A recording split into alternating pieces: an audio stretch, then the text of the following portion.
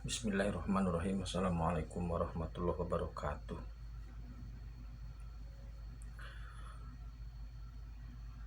Dengan selalu memanjatkan puji dan syukur kepada Allah, semoga kita berada dalam lindungan berkah dan ridho Allah Subhanahu wa taala. Subhanallah walhamdulillah astagfirullah wallah Allah. Kembali saya dari tim Raja Wali Nusantara. Kali ini akan mengangkat terkait dengan cerita Parikesit.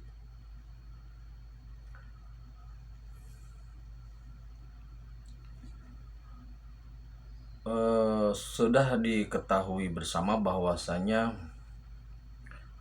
Parikesit adalah anak dari Abimanyu dan Dewi Utari. Abimanyu gugur dalam pertempuran Baratayuda semasa Parikesit masih dikandung atau masih dalam kandungan. Semasa perang, Abimanyu itu masih sangat muda, usianya sekitar 16 tahun. Namun kemampuan berperangnya itu hampir menyamai bapaknya, yaitu Arjuna. Nah, pada saat Parikesit lahir, dan sebagaimana yang sudah diramalkan bahwasanya Parikesitlah yang akan menggantikan Yudhistira, kakeknya itu. Nah, pada saat Parikesit lahir, maka Parikesitlah yang memiliki peluang untuk menjadi putra mahkota, karena memang Wahyu Cakraringrat itu yang memegang Arjuna, sehingga Parikesit awalnya Abimanyu, tapi karena Abimanyu gugur, maka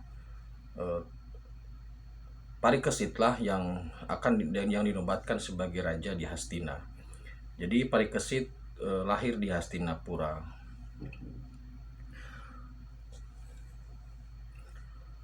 Kemudian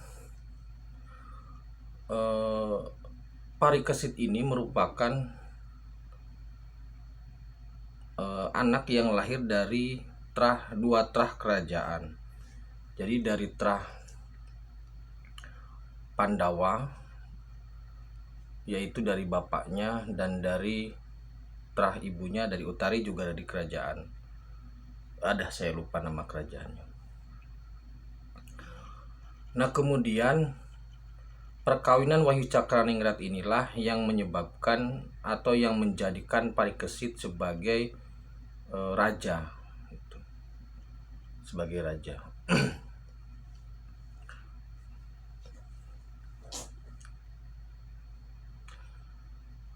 Nah, yang menjadi sorotan adalah ada cerita bahwasanya raja-raja Jawa itu termasuk Jayabaya merupakan keturunan dari Parikesit. Jadi saya tidak akan membuka atau menyampaikan secara gamblang wayangnya, karena memang kurang memahami. Maksudnya saya kurang memahami wayangnya.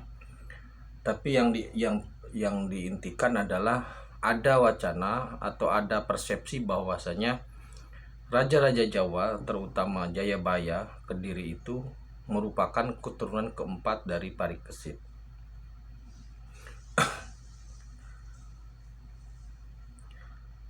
Nah, yang ingin ditegaskan begini. Saat ini di tanah Jawa ini, dalam dunia spirit ataupun dunia metafisik, sudah bercampur antara hal yang imajiner dengan hal yang nyata. Ada pemaksaan penarikan sesuatu yang imajiner kepada yang nyata,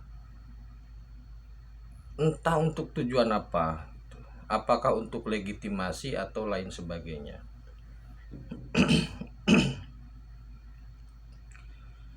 Pemisahan ini penting, gitu ya. Pemisahan ini penting. Sosok Parikesit itu memang raja yang adil dan bijaksana. Jadi ketika dia dinobatkan sebagai raja memang sangat muda, sehingga waktu itu Parikesit diperintahkan diperintahkan agar mengembara terlebih dahulu selama kurang lebih 13 tahun, sehingga dalam dirinya terdapat kematangan ilmu, psikis dan sebagainya. Sehingga Parikesit menjadi raja yang adil bijaksana. Sebenarnya cerita wayang itu berakhir di Parikesit gitu. Cerita wayang Mahabharata itu berakhir di Parikesit dan anaknya, tapi sudah berakhir di situ, di keluarga Parikesit. Setelah keluarga Parikesit tidak ada lagi cerita wayangnya gitu loh, sudah selesai di situ. Nah, sebagaimana yang sudah saya sampaikan, karena cerita wayang ini sudah turun temurun, menjadikan cerita yang sebenarnya imajiner menjadi bercampur ke dunia nyata. Contohnya pendapat bahwasanya Jayabaya merupakan keturunan Parikesit. Nah, Semar merupakan sosok yang nyata, padahal imajiner gitu loh. Nah, makanya di sini saya ingin memisahkan bahwasanya cerita Parikesit itu cerita wayang Mahabharata itu berhenti di Parikesit titik, dan itu adalah cerita fiksi. Maksudnya itu adalah cerita, bukan sesuatu yang nyata gitu. Tetapi kita bisa mengambil hikmah atau filsafat atau ya makna-makna hidup, nilai-nilai kehidupan dari cerita wayang itu. Karena ternyata banyak sekali cerita-cerita wayang itu yang filsafatnya, nilai-nilai kehidupannya bisa dan masih terkait atau masih terhubung atau masih relevan jika ditembakkan ke dalam kehidupan nyata. Jadi filsafatnya, makna hidupnya, nilai-nilai kehidupannya bisa atau boleh ditembakkan ke kehidupan nyata, tetapi sosoknya jangan dibawa-bawa gitu. Nah, sosok Parikesit ini sangat adil dan bijaksana. Jadi sebagai harapan terakhir keluarga besar Pandawa. Nah, pada saat beberapa saat yang akan datang, kita sedang menunggu kehadiran SP yang saya klaim pada tahun 2021. Nah, maksud saya adalah pisahkan dulu antara yang imajiner dengan yang nyata. SP ini adalah sosok yang nyata. Sedangkan Kresna, Semar, Parikesit adalah sosok yang imajiner. Itu pisahkan dulu. Sehingga tidak ada lagi bahasa bahwasanya SP itu keturunan Kresna. Gitu loh. Bahwa SP itu terkait dengan hal-hal yang berbau wayang. Bahwa SP itu hadir bersama, bahwa SP itu diasuh oleh Semar gitu loh. Jadi mencampur adukan imajiner dengan yang nyata itu seperti halnya mencampur adukan air dengan minyak. Jadi nggak bisa berfungsi gitu loh.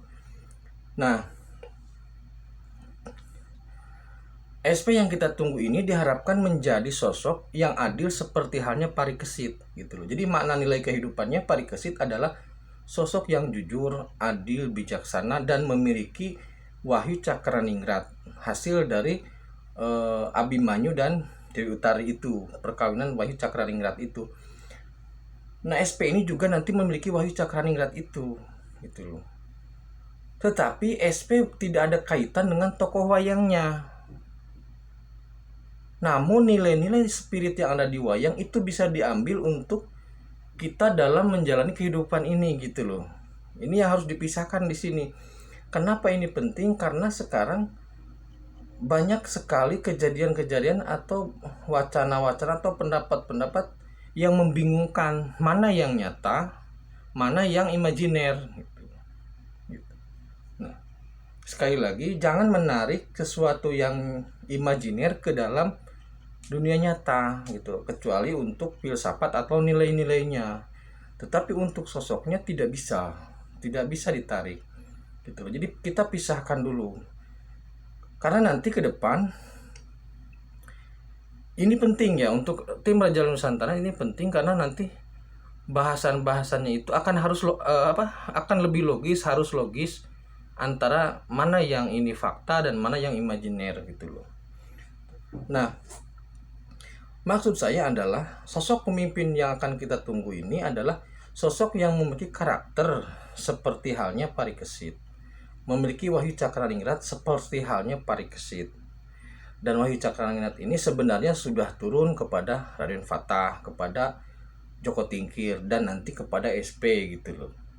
Tetapi tidak ada hubungan antara Parikesit sebagai sosok terhadap raja-raja Jawa. Hubungannya hanya filsafat atau nilai-nilai kehidupan saja. Tapi hubungan gen tidak ada, hubungan biologis tidak ada. Gitu loh. Pemisahan ini penting karena apa? Untuk meluruskan cara berpikir kita. Jangan sampai mencampur adukan antara hal yang nyata dengan hal yang imajiner. Gitu.